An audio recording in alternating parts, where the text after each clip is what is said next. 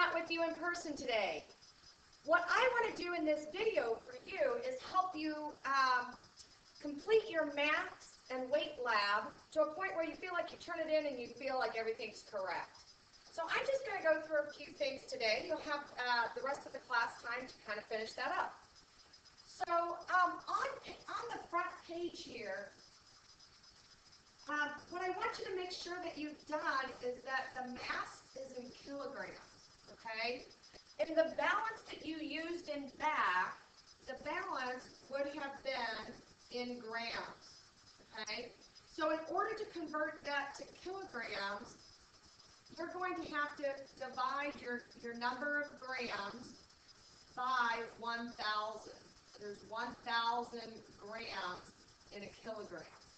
Okay, so take all those numbers and divide by 1,000. First hour, I'm talking especially to you. What you're going to have to do is kind of tweak your graph on the next page. All you got to do is move a decimal point over. You don't have to rescale anything or even redraw your graph. All you have to do is just kind of change your scaling on the where it says mass, which I think is the x-axis. Okay, your weight is in newtons. Okay, your gravitational force equals something, and it's up there in that first paragraph. It tells you what it's equal to. It's either equal to mass or it's equal to weight. Go figure out which one. As we go on to the next page, this says make a weight versus mass graph. Okay, so weight is the y-axis. So we can put weight here. Remember, that's in newtons.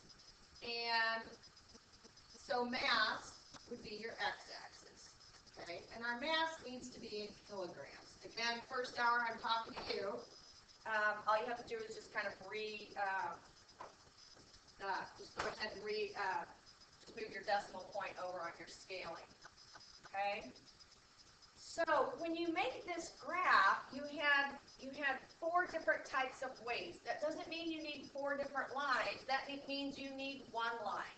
We're just going to try to find the relationship between weight and mass. Okay, so what we're going to do is eventually plot maybe 4 points, and they're going to look maybe like this, okay? What I need you to do, you don't connect the dots. I know you guys know that. So what you're going to do is a best fit line.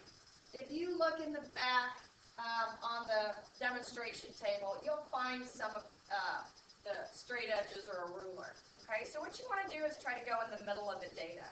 Okay, so you'll just have one line. Then, as we go down, what is the relationship between weight and mass? Write the formula. Okay, it's the one that starts with weight equals. If you forgot about it, we've been going over it a couple of times. If you forgot about it, go ahead and look on the front page. It's written there. What is the slope of the line in the weight versus mass graph? Okay, I said the slope of the line. That doesn't mean go to your data and pick 2 points off of there. You need to pick 2 points. Oops, can't spell. 2 points on the line. Okay. Okay? We're going to give you part 2 here in a second.